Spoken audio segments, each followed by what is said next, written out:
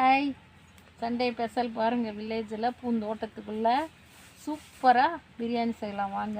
2 kilo biryani, ஒரு 200 எண்ணெய் ஊற்றிக்கலாம், நெய் போட்டுக்கலாம். மீதி ஒரு ஹோல்ஸ் பண்ணிக்கணும், நடுவில் ஒரு ஓட்டை போட்டால் வெடிக்காது, இல்லைன்னா நம்ம மேலே வெடித்து சதறிடும். எல்லாமே அது மாதிரி. ஒரு 10 மிளகா போட்டுக்கோங்க. 2 கிலோ அரிசி, பாஸ்மதி அரிசி, பிரியாணி அரிசி தான். அப்படியே எடுக்கணும். அப்படியே அப்படி பாருங்கள், எப்படியாப்பட்ட கிளைமேட்டில் இதுவெல்லாம் கிடைக்குமா? எத்தனை லட்சம் போட்டாலும் டவுனில் நமக்கு இதெல்லாம் கிடைக்குமா? பூந்தோட்டத்துக்கு நடுவில் சூப்பராக குளுன்னு அப்படியே ஏசி கூட தோற்றுரும். ஏசியெல்லாம் உடம்புக்கு கெடுதல். பாருங்கள் எவ்வளோ நல்ல இடத்துல பிரியாணி, சிக்கன் பிரியாணி, மீன் வறுவல்.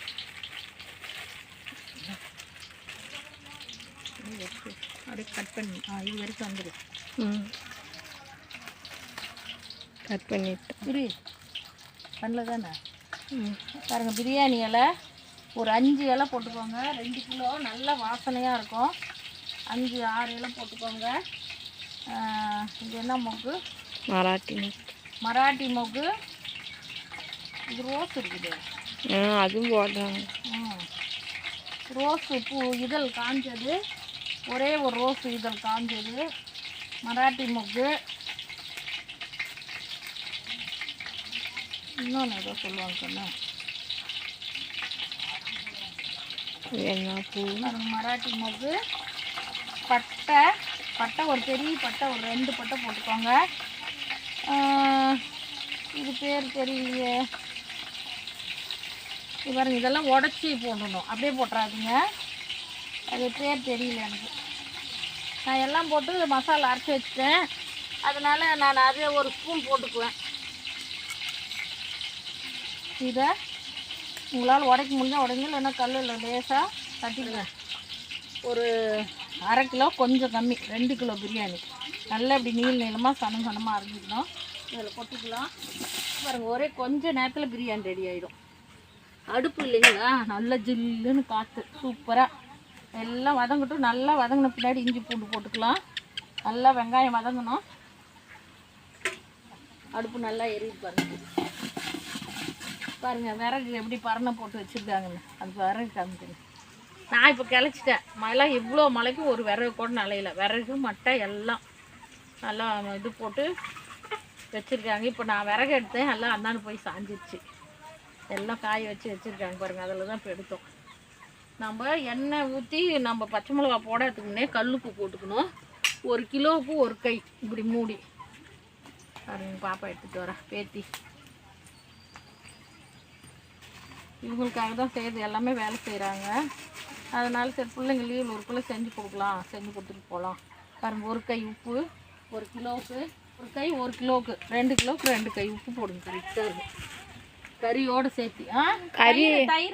தயிர் ஃப்ரிட்ஜில் இருக்கு. கறி 2 மட்டும் ஃப்ரிட்ஜில் குடத்தில் கொஞ்சம் எடுத்துகிட்டு வந்துருக்கேன்னு. இஞ்சி 2 கிலோவுக்கு 1/4 கிலோ பூண்டு, 1/4 கிலோ இஞ்சி போட்டுக்கலாம். நல்லா வெங்காயம் வதங்கிடுச்சு.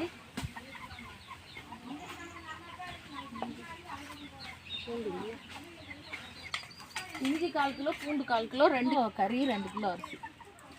அவ்வளோதான். நல்லா வதங்கின பின்னாடி இந்த தக்காளி போட்டுக்கலாம். இந்த சேனல் பார்க்குறவங்க எங்கள் வில்லேஜில் எப்படி இருக்குது சமையல் என்ன லைக் பண்ணுங்கள், சப்ஸ்கிரைப் பண்ணுங்கள். புதுசாக பார்க்குறவங்கெல்லாம் சூப்பராக வில்லேஜில் பாருங்கள். எனக்கு ரொம்ப பிடிக்கும், உங்கள் பார்க்குறவங்களுக்கும் ரொம்ப பிடிக்கும். எவ்வளோ இயற்கையான இடத்துல ஜில்லுன்னு காற்றுல சூப்பர் பிரியாணி. வில்லேஜ் தோட்டத்துக்குள்ளே பிரியாணி வாங்க, சூப்பராக சாப்பிட்லாம். ரெடி ஆகிட்டுருக்குது. இது வதங்கின உடனே தக்காளி 1/4 கிலோ தக்காளி கட் பண்ணி வச்சுருக்கேன். 1/4 கிலோ தக்காளி அரைச்சி வச்சுருக்கேன். 1/2 கிலோ தக்காளி. நீங்கள் 1/4 கிலோ தக்காளி போட்டிங்கன்னா 2 எலுமிச்சம்பழம் புழிஞ்சு விடணும். ஒரு பெரிய எலுமிச்சம்பழம் முழுசும் புழிஞ்சு விடணும். நான் 1/2 எலுமிச்சம்பழம் வச்சுருக்கேன், புழிஞ்சிக்கலாம். நல்லா சவுந்துட்டு இது மாதிரி சவுண்டு பின்னாடி தான் தக்காளி போட்டுக்கணும். இப்போது நம்ம தக்காளி கொட்டிக்கலாம். அதுக்குள்ளே எல்லாம் கெஸ்ட்டு வந்துட்டாங்க, ஓடி போயிட்டாங்களாம். தக்காளி கொட்டிக்கலாம். 2 கிலோவுக்கு 1/2 கிலோ தக்காளி.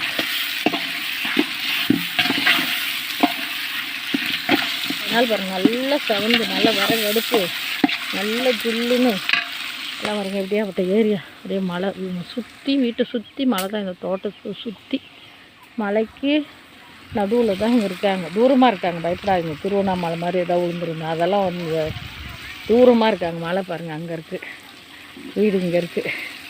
பீஸ் பிரியாணி பூரா இல்லை, லெக் பீஸு இன்னும் கொஞ்சம் மட்டும் கறி.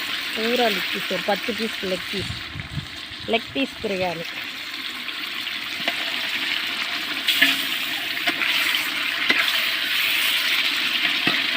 நல்ல கலர்லாம் நல்ல விறகு எல்லாம் 4 பக்கம் தோட்டங்கிறதுனால காற்றே இல்லை கொஞ்சம் கூட. நல்ல அடக்கமாக எப்படி எரியும் பாருங்க. செம்ம அப்படியே படுத்து தூங்கலாமா, காற்று வேறு ஜில்லுன்னு. கிணறு பக்கத்துலேயே சுற்றி மலைங்க வேறு. எல்லாம் பூரா பாருங்க, கொய்யா மரம், வாழை மரம், தென்னை மரம், செம்பருத்தி, அரளி செடி. இதெல்லாம் அரளி காலையில் 4 மணிக்கு எடுப்பாங்க. இந்த அரளி 6 மணி 7 மணி வெடிச்சிருவோம், அதனால் 4 மணிக்கு எடுத்துவாங்க. பாருங்கள் எவ்வளோண்டு தென்னை மரத்தில் காய் எப்படி காய்ச்சிருக்கு பாருங்கள். மரமே இவ்வளோ தான், அவ்வளோதான் மரமே பாருங்கள். குட்டி மரம். எங்கள் மெட்ராஸில் 3 மாடி 2 கிலோ அரிசி கறிங்கனால 1 கப்பு தயிர். நல்லா இந்த தயிர், இந்த பச்சை மிளகா, மிளகாத்தூள் காரத்துக்கு ஏற்ற மாதிரி போட்டுக்கோங்க. ஆமாம் இல்லை, இங்கெல்லாம் காரம் சாப்பிட்றவங்க ஒரு 2 ஸ்பூன் காரம் போட்டுவிட்டேன். நீங்கள் கலர் பவுடர் போடுங்க. நாங்கள் எங்கேயுமே எப்பயுமே போட மாட்டோம் கலர் பவுடர். மஞ்சத்தூள் ஒரு 2 ஸ்பூன் போட்டுக்குவேன். பாருங்கள் இந்த மசாலாலாம் இந்த லெக் பீஸில் ஏறணும், அப்போ தான் பிரியாணி சூப்பராக இருக்கும். ஃபுல்லாக லெக் பீஸ் பிரியாணி சூப்பராக இருக்குது. அப்படியே ஜில்லுன்னு பாருங்க. எங்கள் பேத்தி கொழு பேத்தி எல்லாம் உக்காந்துட்டு ஆய் சொல்ல தூங்கின பொண்ணு கெஸ்ட்டு வந்துட்டாங்கன்னு எழுந்திரிச்சிட்டாங்க. அவங்க பெரிய பாட்டியெல்லாம் வந்தாங்கன்னு. நல்லா கொதிக்குது. இந்த மாதிரி கொதி வந்த பின்னாடி தண்ணியே இல்லாத வடிகட்டி போடுங்க. ஏன்னா நம்ம ஏற்கனவே தண்ணி அளந்து வச்சிட்டோம். நம்ம சாப்பிட்ற புழுங்கலரிசியாக இருந்தால் ஓரளவுக்கு அது சரியாயிடும். இந்த பாசுமதி உடஞ்சிரும். அதனால் தண்ணி கரெக்டாக இருந்தால் தான் உங்களுக்கு கரெக்டாக இருக்கும், இல்லைன்னா குழந்து போயிடும், அரிசி உடஞ்சிரும். நெய் ஊற்றுனீங்கன்னா சாதம் ஒன்றோட ஒன்று ஒட்டாது, டேஸ்ட்டு லெவலே வேறு. அதனால் ஒரு 100 நெய், 2 கிலோவுக்கு 100 நெய். தக்காளி கம்மியாக போட்டால் 1 எலுமிச்சம்பழம், தக்காளி அதிகமாக போட்டால் அரை எலுமிச்சம்பழம். இப்போது இதில் ஒரு அரை எலுமிச்சம்பழம் புழிஞ்சு விட்டுக்கலாம். நான் எல்லா வீடியோவிலையும் போடும் பாருங்கள். அதுக்குன்னு ஒரு வடிகட்டி எடுத்து ஒரு டம்ளர் எடுத்து நீங்கள் எல்லாம் அதுக்கு தேடி கழுவி விளக்குறத விட பாருங்கள் ஈஸியான மெத்தட். கை விரல் சந்தில் அந்த எசன்ஸ் இறஞ்சி கொட்டை நிறுத்து அப்படி தூக்கி போட்டுருங்க. அவ்வளோதான். மீதி இருந்தால் அடுப்புட்டு இருந்து வேலை செய்கிறீங்களா, இதை புழிஞ்சு ஒரு டம்ளர் கொஞ்சம் சக்கரை போட்டு கலக்கி குடிச்சிருங்க, நல்லாயிருக்கும். கொஞ்சோண்டு மீதியில் எதையும் வேஸ்ட்டு பண்ணாதீங்க. ஏன்னா அது புழிஞ்சு விடுறதுன்னா நம்ம தண்ணியில் கொஞ்சம் இருக்கும், லெமனில். நான் ஒரு பழம் அந்த மாதிரி பண்ணிட்டா கொஞ்சம் ஒரு டம்ளர் தண்ணியில் அதை புழிஞ்சு லைட்டாக சக்கரை போட்டு உப்பு போட்டு குடிச்சிடுவேன். அம்மா சேவல் கேட்டிங்க, இங்கே பாருங்கள் ரெட் கலர் சேவல் எப்படி இருக்குன்னு பார்த்தீங்களா. இங்கே சேவல் கோழிங்களே தனிங்க. இது எப்படியும் ஒரு 3-4 கிலோ உள்ளாதுங்க இந்த சேவல் ரெட்டு. 3 கிலோ வரும். 3 கிலோக்கு மேலே வந்தாலும் கம்மி வராதுங்க. அறுக்கல கவலைப்படாதீங்க. அறுக்கல கத்தாத சொல்லுண்டா. சாப்பாடு எப்படி மேலே வந்துச்சு. லைட்டாக இப்போலாம் விறகு குறைச்சிடணும். நல்லாவே வந்துடுச்சு. விறகு இழுத்து விட்றோம் அப்படியே. சரி வரேன். இப்போ அனல் ஃபுல்லாக குறைச்சிடணும், இல்லைன்னா அடி பிடிச்சி சாப்பாடு ஃபுல்லாக இழுத்துடுறேன்.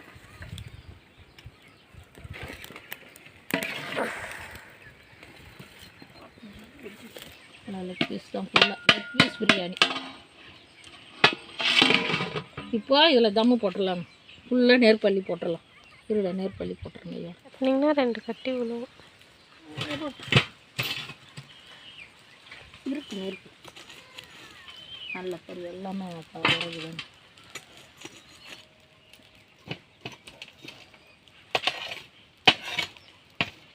அந்தாண்ட இருக்கு நெருப்பு, அந்தாண்ட சைடு எடுத்து இதுக்கு வேணும். அந்த அடியில் அரிசி பாய் தானே வந்துருக்குது.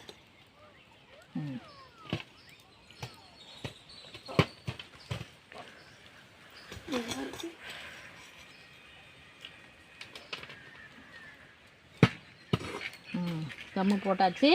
இப்போ என்ன பண்ணணும், நம்ம இந்த அடுப்பில் நல்லா நெருப்பெல்லாம் இழுத்து நடுவில் விடணும். அரிசி பாதி தான் வெந்திருக்கும். இந்த அனலும் பண்ணக்குள்ள இது பாதி மேலே இருக்கிறது பாதி வெந்துடும். அந்த அனலில் அடியில் இருக்கிறதெல்லாம் வெந்துடும். வேகட்டும் நல்லா. தட்டை மூடி அப்படியே இந்த கரண்டியிலே கூட நீங்கள் எடுங்க. அதுக்குன்னு தனியாக கரண்டி இருந்தாலும் நெருப்பு கேப் இல்லாத கட்டி நெருப்பாக அள்ளி போட்டுட்டு இங்கே எல்லாம் நல்லா இப்படி பரப்பி விட்டுருணும். இப்படி எல்லாம் பரப்பி விட்டுட்டிங்கன்னா இந்த நெருப்பு இந்த பாதி வெந்துடும். இப்போ அரை அரிசி தான் வெந்திருக்கு. இந்த அனல் இதில் பாதி வெந்துடும். முழுசும் பாதி வெந்து நம்ம நாளைக்கு மதியம் வரைக்கும் இது அப்படியே வெளியே வச்சே சாப்பிட்லாம். கிடவே கிடாது. சூப்பராக பிரியாணி ரெடி ஆகிட்டுருக்கு. 90% ரெடி ஆகிடுச்சு. அவ்வளோதான். ஒரு 10 நிமிஷம் விட்டுட்டு எடுத்தோம்னா பிரியாணி ரெடி. பிரியாணி ரெடி. வாங்க சாப்பிட்லாம். சுட சுட ஆவி பறக்க பாருங்கள். லெக் பீஸ் போட்டு லெக் பீஸ் பிரியாணி ஃபுல்லாக லெக் பீஸ் தான். சூப்பராக பிரியாணி ரெடி ஆகிடுச்சு. வாங்க சாப்பிட்லாம். சிக்கன் கிரேவி ரெடி ஆகிட்டுருக்கு. எனக்கு ரொம்ப பசி ஆகிடுச்சு. அதனால் எனக்கு சிக்கன் கிரேவி தேவையில்லை. சிக்கன் அப்புறம் கூட சாப்பிட்டுப்பேன். சாதம் சாப்பிட போகிறேன். இப்போது தயிர் பச்சடி வச்சு சாதம் சாப்பிட போகிறேன். இப்போது சிக்கன் கிரேவி ரெடி ஆகிட்டுருக்கு. அப்படி மூடி வச்சிடலாம். அது ரெடி ஆனாலாம் சாப்பாடு என்னெல்லாம் எடுக்கும். வாங்க biryani ready. Leg piece biryani ஃபுல்லாக லெக் பீஸே கிடையாது. குழந்தைக்கு மட்டும் ஒரு 5-6 பீஸ் போட்டிருக்கோம். தயிர் பச்சடி கிரேவி ரெடி ஆகிட்டு இருக்குது. என்னால் கிரேவி ரெடி ஆகிற வரைக்கும் பசி தாங்க முடியல. ரொம்ப பசிக்குது. நான் 2வது கிரேவி ஊற்றி அவ்வளோவா சாப்பிட மாட்டேன். அதனால் அவங்கெல்லாம் வெயிட் பண்ணுறாங்க சாப்பிட்றதுக்கு. எனக்கு தயிர் பச்சடி இருந்தால் போதும். இவங்க சூப்பராக சண்டே ஸ்பெஷல் வில்லேஜில் லெக் பீஸ் பிரியாணி செம்மையாக சாப்பிட்லாம். வாங்க.